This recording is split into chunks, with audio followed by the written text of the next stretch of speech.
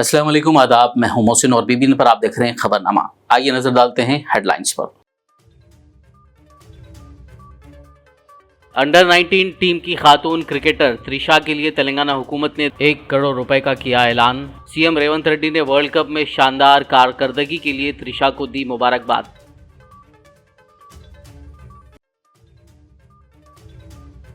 Ismaili community के मजहबी leader आगा खान का इंतकाल, सीएम रेवंत रेड्डी ने किया गहरी ताज़ियत का इजहार।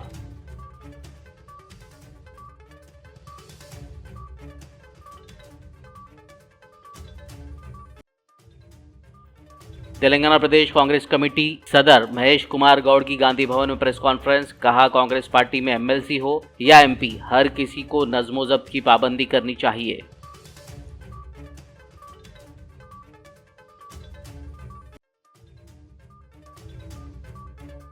बीआरएस लीडर मधुसूदन चारी की तेलंगाना भवन में प्रेस कॉन्फ्रेंस, जात पात की मर्दमशुमारी में बीसी की आबादी में आई कमी पर उठाया सवाल।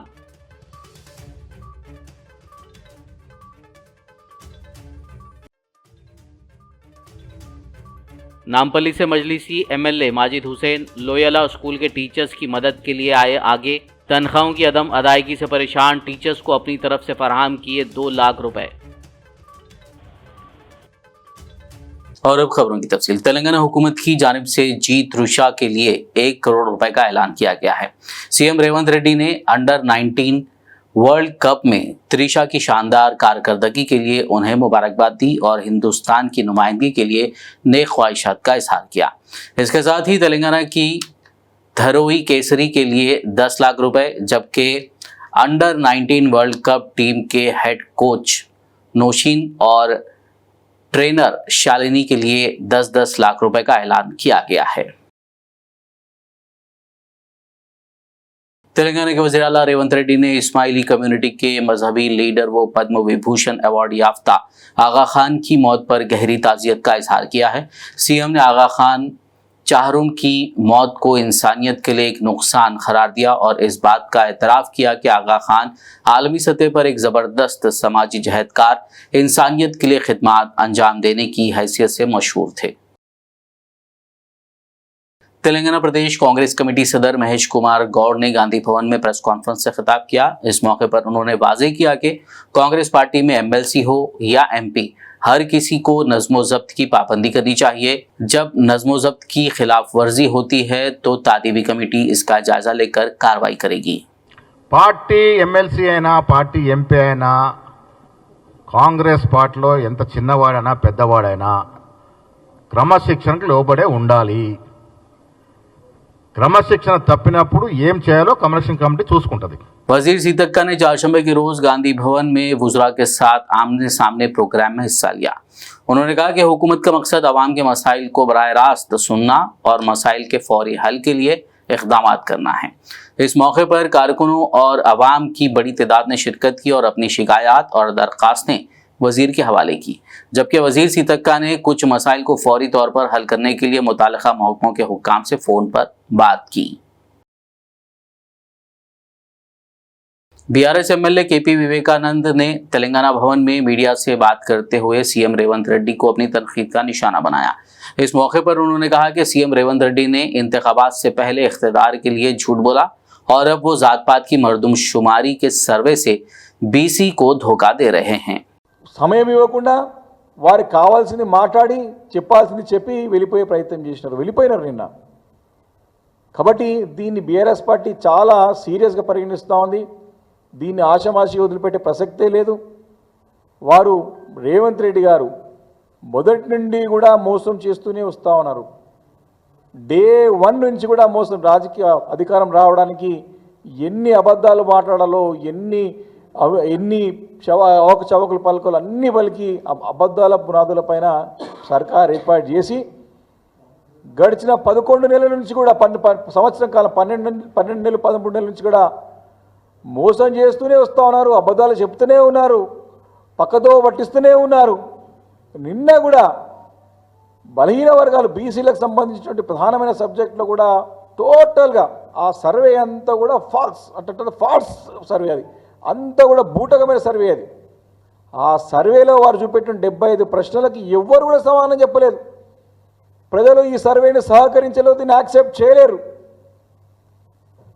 వారి యొక్క సర్వే కాపీలు రోడ్లపైన పడే పరిస్థితి చూసినాం మనం.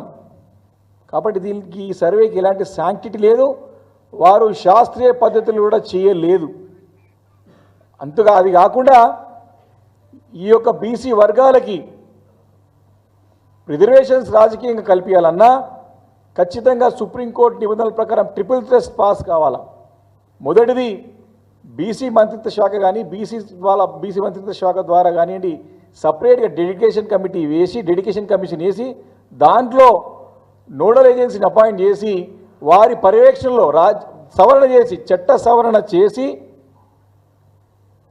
బీసీ కమిషన్ ద్వారా డెడికేటెడ్ కమిషన్ ఏర్పాటు చేసి సపరేట్గా నోడల్ ఏజెన్సీ ఏర్పాటు చేసి వీరి యొక్క ఆధ్వర్యంలో సపరేట్ నిధులు కేటాయించి వారి ఆధ్వర్యంలో నడవాల్సినటువంటి ఈ యొక్క కులగణన కేవలము మన రేవంత్ రెడ్డి గారు తను ట్యాంపరింగ్ చేయడానికి పెట్టుకో విధంగా ప్లానింగ్ డిపార్ట్మెంట్ చూసుకుని తన ఆజిమాయిస్తూ తన ఆధ్వర్యంలో జరిపి तेलंगाना कानून साज काउंसिल में लीडर ऑफ अपोजिशन मधुसूदन चारी ने तेलंगाना भवन में प्रेस कॉन्फ्रेंस से खिताब करते हुए तेलंगाना की कांग्रेस हुकूमत की जानिब से कराए गए जात पात की मरदूमशुमारी पर अपना रद्द-ए-अमल जाहिर किया।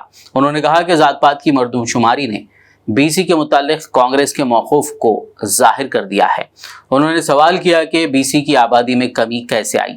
అంటే ఎంత దుర్మార్గం అని అంటే ఎస్సీలది బీసీల జనాభా తగ్గింది, ఒక సామాజిక వర్గం యొక్క జనాభా మాత్రం పెరిగింది. ఒకే రాష్ట్రంలో ఏకకాలంలో 1-2 సామాజిక వర్గాల జనాభా పెరుగుడైంది, బీసీల జనాభా తగ్గడమైంది. ఇదంతా కూడా అంటే బీసీలారా మీరు కులగణనకు డిమాండ్ చేస్తారా అంటే మేము తల వంచి మీ మాట వినేటువంటి పరిస్థితి తీసుకొస్తారా, కాబట్టి ద్రోహం చేసి చూపిస్తామనేటువంటి దుర్మార్గపు వైఖరి నిన్న వాళ్ళ వ్యవహార శైలి ద్వారా అర్థమవుతా ఉన్నది. మేము ఆశించినాం, ఒక తీర్మానం చేయాలి, చర్చకు పట్టుబట్టినాం. స్టేట్మెంట్ అంటే స్టేట్మెంట్ మీద చర్చ ఉండదు, స్టేట్మెంట్ మీద 1-2 క్లారిఫికేషన్ ఇస్తారు. మేమేమన్నామంటే ఇది చాలా అత్యంత ప్రాధాన్యత కలిగినటువంటి అంశం, రాష్ట్రం యావత్తు ఉత్కంఠతో చూస్తూ ఉన్నది. దీని పర్యవసానాలు రాష్ట్ర భవిష్యత్తు మీద ఉండేటువంటి కార్యక్రమం కాబట్టి సుదీర్ఘమైనటువంటి చర్చ జరగాలి, సవరణలు చేసుకునేటువంటి అవకాశం ఉండాలనంటే చర్చకు అవకాశం ఇవ్వకుండా తూతూ మంత్రంలాగా జరిపి ఈరోజు చేతులు దులుపుకొని ఏ ట్రాన్స్లో కాంగ్రెస్ ప్రభుత్వం ఉన్నది అని అంటే ఈ కులగణన చేయడమే తెలంగాణలో బీసీలకు మేము ఇస్తున్నటువంటి స్వర్గ సుఖంతో సమానం అనేటువంటి వ్యవహారం వాళ్ళ మాటల్లో కనబడతా ఉన్నది. ముఖ్యమంత్రి గారు ఖచ్చితంగా నేను ఇందాక మనవి చేసినట్టు ఇది బీసీల పాలిట నిన్నటి దినం కీడు దినం. तेलंगाना रियासती वजीर सीतक्का ने जात पात की मरदूमशुमारी पर अपोजिशन के रिमार्क्स का सख्त जवाब दिया। उन्होंने कहा कि मरदूमशुमारी पर अपोजिशन का प्रोपेगेंडा झूठा है। सीतक्का ने बीआरएस पर तनकीद करते हुए कहा कि उसने इख्तिदार में रहते हुए जो जामे खानदानी सर्वे करवाया था वो सही तरीके से नहीं हुआ था, जबकि कांग्रेस पार्टी ने जात पात की मरदूमशुमारी को मोहतात अंदाज में अंजाम दिया, इसके लिए 50 दिन का वक्त लगा। वजीर ने कहा कि बीआरएस को जात पात की मरदूमशुमारी पर बोलने का कोई हक नहीं है। చారిత్రాత్మకమైనటువంటి 2 కులాలకు సంబంధించి 2 వర్గాలకు సంబంధించి స్పష్టత ఇచ్చి మేమెంతో మాకంతా ఎవరిది వాళ్లకు వాటా ఇచ్చి పంచుకుందాం, పంచాది తెంచుకుందాం అనే రకంగా అది క్లియర్ చేయడం జరిగింది. అందరూ ఆమోదించారు, సంతోషపడ్డారు.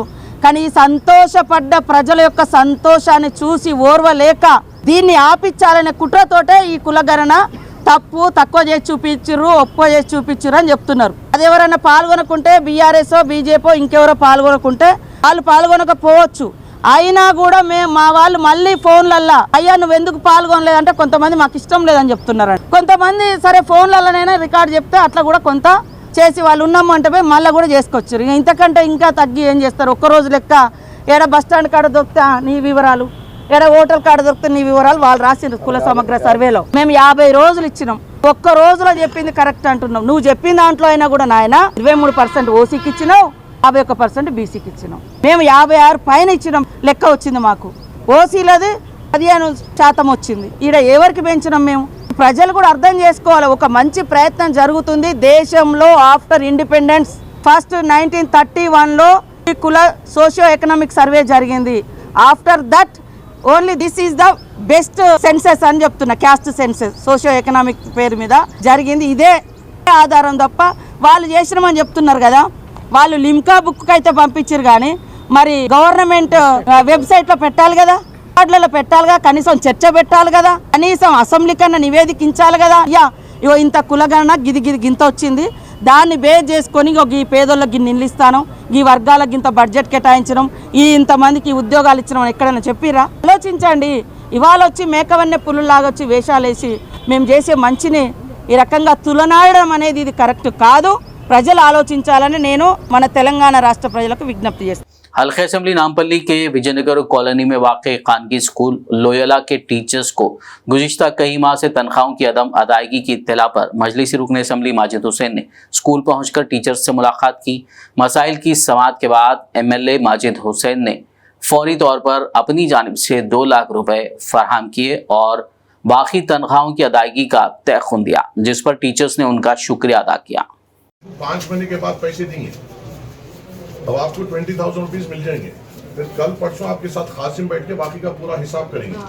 वो हिसाब के साथ फिर आपको चेक्स दी जाएंगे, फिर अपना अंडरस्टैंडिंग में रखते ओके है, पूरे जने एक साथ बराबर है। फिर बाद में वो टाइम पे ऐसा हुआ था, ये हुआ था, नहीं होना अम्मा 20,000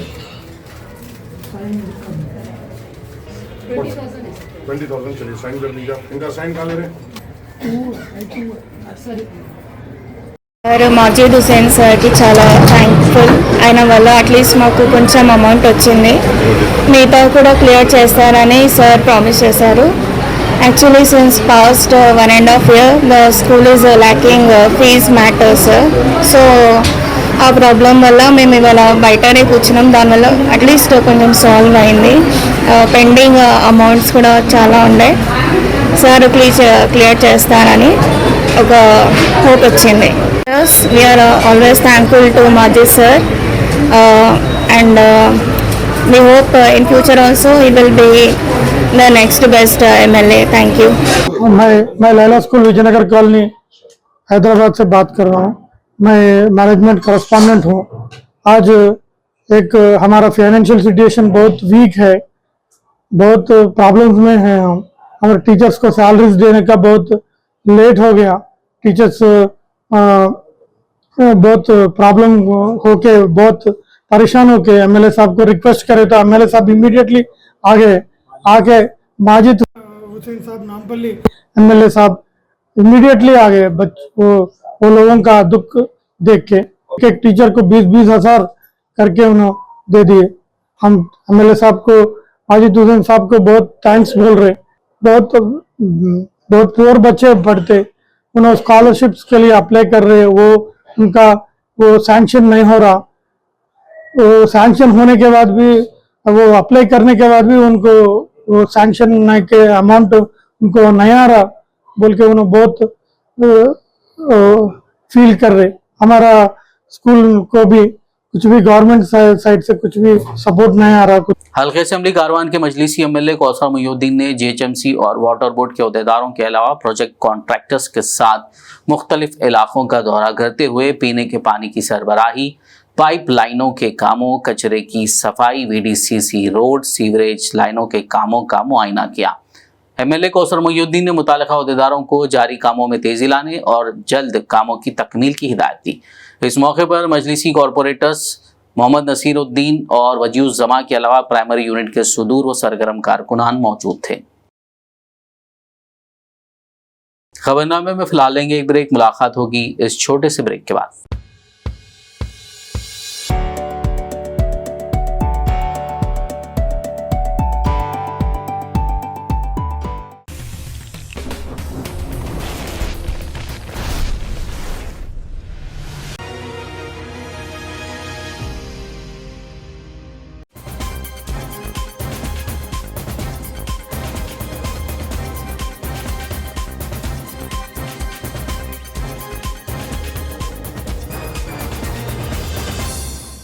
ब्रेक के बाद खबरनामे में आपका दोबारा खैर मकदम है। आइए बढ़ते मजीद खबरों की जानिब। यादव तबके के रहनुमा और दीगर अफराद ने नामपल्ली में वाक़ बीजेपी दफ्तर का घेराव करते हुए एहतजाज किया। उन्होंने बरहमी का इजहार किया कि यादवों को कोई ओहदा नहीं दिया गया, यहाँ तक कि जिला सदर के ओहदों को भी पुर नहीं किया गया। बाद पुलिस ने उन्हें गिरफ्तार करते हुए बंडगुड़ा पुलिस स्टेशन मुंतकिल कर दिया।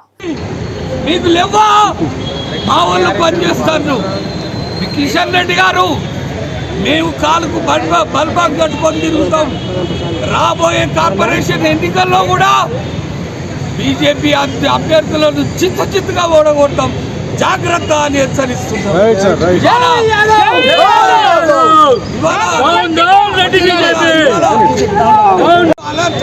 అరెస్ట్ చేసిండ్రు, నా కోసం కూడా వెతుకుతాం. మా సభ్యులందరూ కూడా మా శ్రీనివాస్ యాదవ్ అన్న, మల్లేష్ అన్న, మా గుడిగసీన్ అన్న, మల్లికార్జున అన్న అందరూ కూడా మా శ్రీశైలం। हल्के असेंबली चवेला के नवाबपेट में कांग्रेस पार्टी की किसान मुखालिफ पॉलिसियों के खिलाफ एहतजाज किया गया। इस एहतजाजी प्रोग्राम में साबिक वजीर व MLA सविता इंदिरा रेड्डी ने मेहमान खुसूसी की हैसियत से शिरकत की।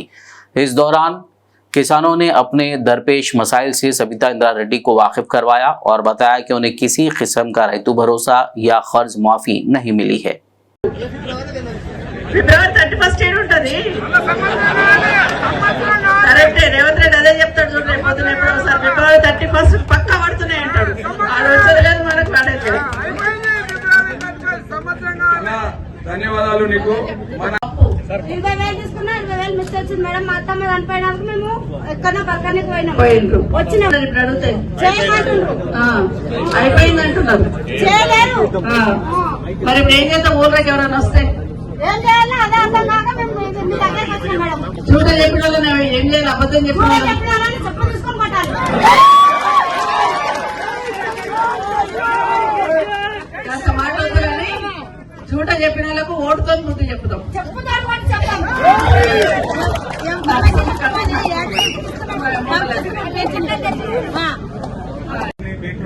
ఎన్ని ఎకరాలే 4 ఎకరాలు రైతు బంధు పడ్డదా మధ్యలో సార్ డుమ్మ కొట్టేసిండు కదా వానాకాలంలో కొట్టేసిండు కదా మళ్ళీ ఇది కూడా ఇస్తాడే ఇక 26వ తారీఖు వండి బ్యాంకుల కొండి తెచ్చుకోండి తెల్లారేసరికి అకౌంట్ లో పడతాయని పడలే కదా సరే మళ్ళా 31 ఫిబ్రవరి 31 జన్మల 70,000 తీసుకున్నావు మాపి కాలే ఏమంటుంది మరి కావాలని లేదు వాళ్ళకు రేపు అంటున్నారా అంతే బ్యాంక్స్ ఉంటే తెలుపుతున్నారు మైక్ లో మాట్లాడు మాట్లాడలేదు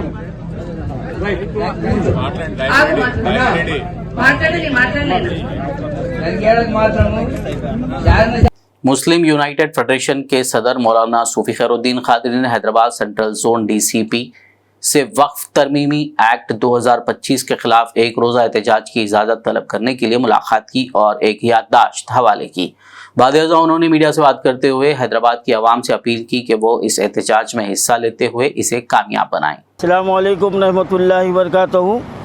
मौजूद नाज़रीन किराम, इस वक्त हम DCP ऑफिस सेंट्रल जोन पर मौजूद है और अभी हमने deputy commissioner of police central zone से हमने रात मुलाकात की और 9 फरवरी को धरना चौक इंदिरा पार्क पर ऑल इंडिया सूफी उलमा कौंसिल, मुस्लिम यूनाइटेड फेडरेशन, भारतीय लीडर्स कॉन्फ्रेंस की जानिब से मुनक़िद किया जाने वाला एक रोज़ा धरने के लिए हमने परमिशन का लेटर DCP साहब को पेश किया और उन्होंने वादा किया है कि ये हमको परमिशन दे दिया जाएगा। 9 फरवरी को बरोज़ इतवार सुबह 11 बजे से शाम 5 बजे तक का ये वक्त है और इस धरने में न सिर्फ शहर हैदराबाद बल्कि अज़ला के दीनी, मिली, समाजी और सियासी तंजीमें, उसके नुमाइंदे और मुसलमानों की कसीर तादाद इसमें शरीक रहेगी, क्योंकि मरकज़ी सरकार ने वक्फ तरमीमी बिल लाकर मुसलमानों के साथ बहुत बड़ा धोखा किया है और मुसलमानों से उनकी जायदाद छीन लेने की एक बहुत बड़ी साजिश की है और वो बिल जो है ना पार्लियामेंट में भी दे दिया गया है, वो कि वो अभी तक पास नहीं हुआ। वो हो भी जाएगा, लेकिन सवाल ये है कि पास करना अलग बात है, उसको लागू करना अलग बात है। अगर जिस तरीके से NRC का बिल पास कर दिया गया था, लेकिन अवामी तहरीक के आगे वो बिल को जो है ना बरफ्तान की नज़र करना पड़ा था। और ये वक्फ तरमीमी बिल जो लाया गया है, ये खालिस मुसलमानों की वक्फ जायदाद को हड़पने के लिए है।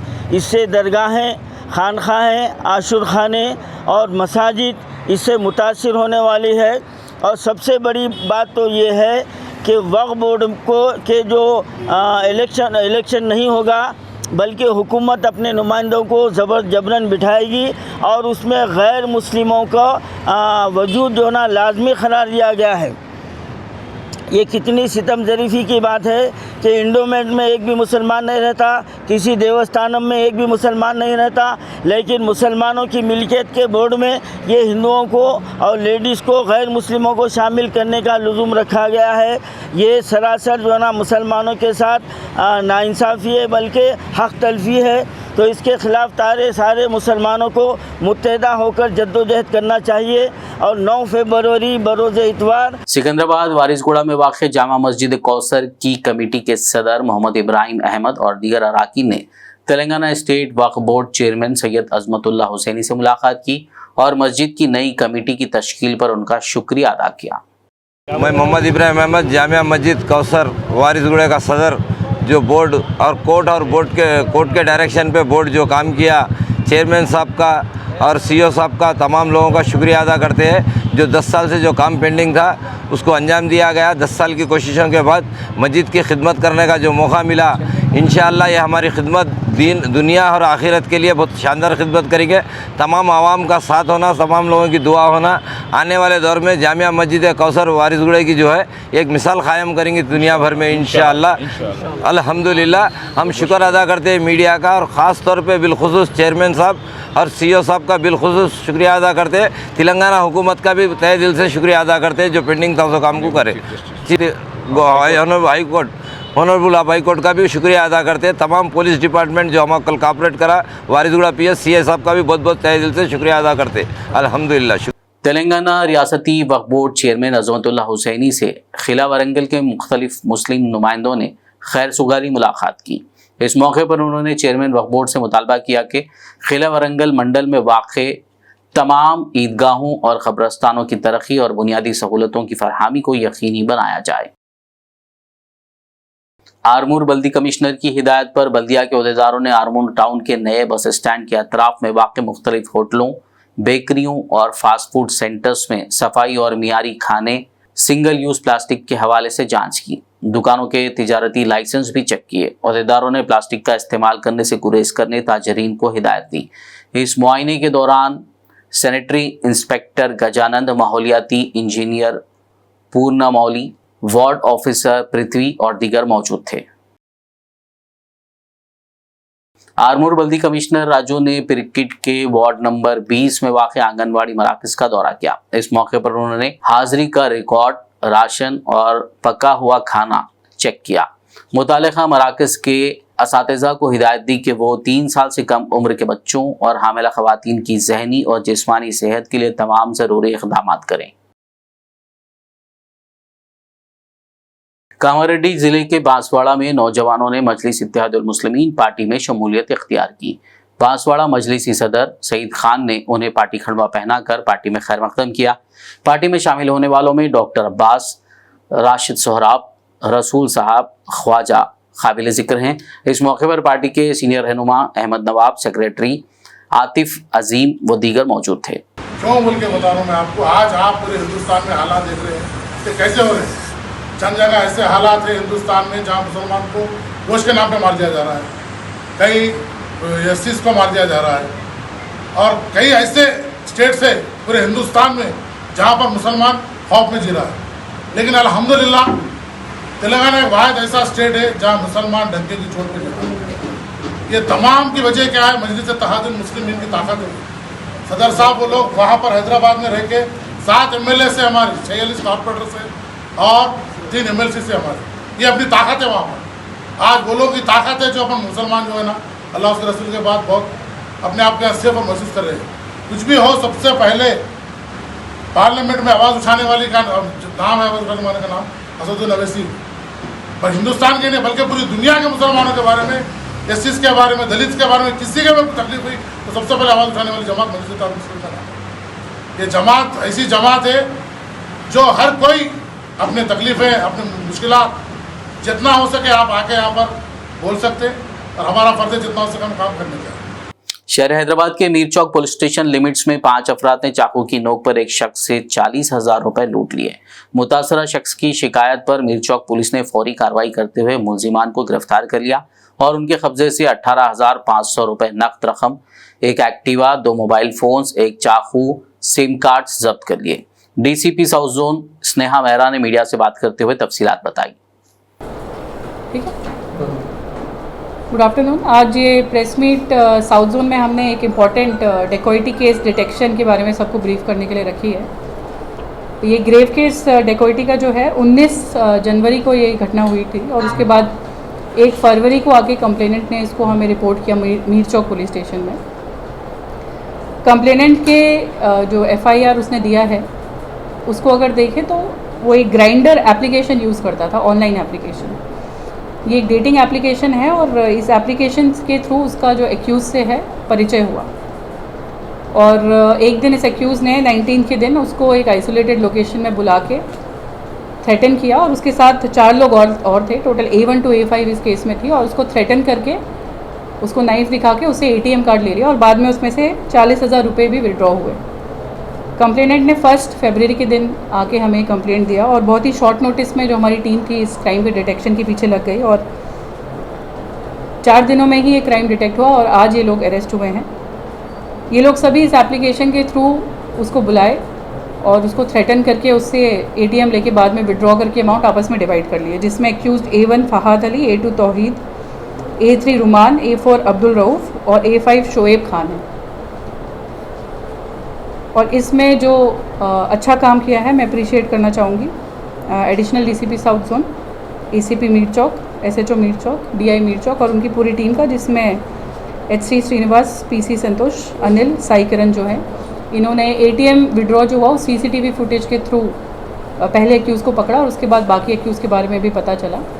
ये केस में अमाउंट रिकवरी 18,500 रुपीज़ हुई है, बाकी लोग ये लोग खर्च कर चुके हैं। लेकिन ये केस इम्पॉर्टेंट इसलिए है कि इसमें जो एक्यूज़ और कंप्लेनेंट के बीच फर्स्ट इंट्रोडक्शन हुआ वो एक ऑनलाइन डेटिंग एप्लीकेशन के थ्रू हुआ। तो एक पार्शियल साइबर क्राइम की तरह ही ये है, जहाँ पे उसको एक आइसोलेटेड लोकेशन में बुलाने के बाद एक्यूज़ ने उन्हें नाइफ दिखा के उनका ATM कार्ड लिया।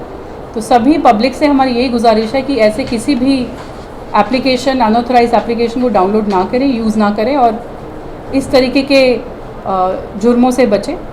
और साइबर क्राइम्स भी ज़्यादातर आजकल ऑनलाइन एप्लीकेशंस, व्हाट्सएप, टेलीग्राम, इनके थ्रू ही स्प्रेड हो रहे हैं। तो उसके खिलाफ भी, उसके अगेंस्ट भी एहतियात बरतें, यही हमारा सबको एक संदेश है। Thank you. अभी तक नहीं है, अब 20, 25, 30 साल के अंदर की एज।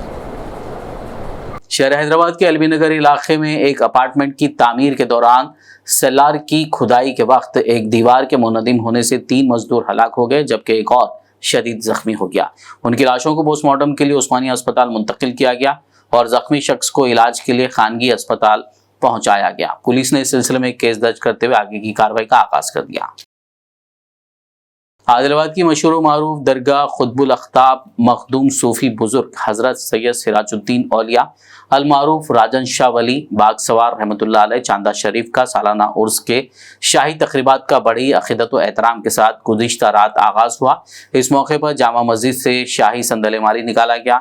सदर दरगाह कमेटी चांदा शरीफ मोहम्मद अशरफ, ख्वाजा सिराजुद्दीन, मोहम्मद अबूजर व दीगर इस मौके पर मौजूद थे। जबकि 6 फरवरी जुमेरात बाद नमाज इशा दरगाह शरीफ में महफिल समा और 8 फरवरी हफ्ते को सालाना उर्स मुबारक मुनक्किद होगा। आखिर में एक नजर हेडलाइंस पर। अंडर 19 टीम की खातून क्रिकेटर त्रिशा के लिए तेलंगाना हुकूमत ने 1 करोड़ रुपए का किया ऐलान। सीएम रेवंत रेड्डी ने वर्ल्ड कप में शानदार कारकर्दगी के लिए त्रिशा को दी मुबारकबाद।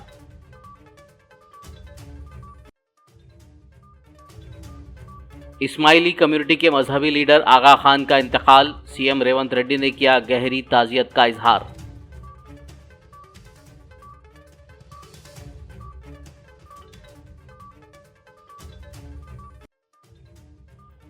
तेलंगाना प्रदेश कांग्रेस कमेटी सदर महेश कुमार गौड़ की गांधी भवन में प्रेस कॉन्फ्रेंस, कहा कांग्रेस पार्टी में एमएलसी हो या एमपी, हर किसी को नज्म जब्त की पाबंदी करनी चाहिए।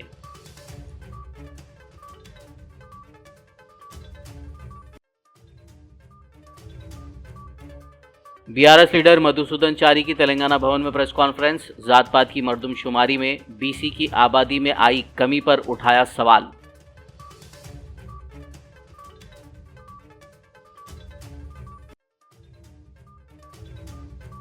नामपल्ली से मजलिसी MLA Majid Hussain Loyola school के टीचर्स की मदद के लिए आए आगे, तनख्वाहों की अदम अदायगी से परेशान टीचर्स को अपनी तरफ से फराहम किए 2 लाख रुपए। खबरनामे में फिलहाल बस इतना ही। ताज़ा तरीन अपडेट्स के लिए देखते रहिए BBN न्यूज़ यूट्यूब और फेसबुक पर मौजूद हमारे वीडियोस को लाइक और शेयर जरूर कीजिए।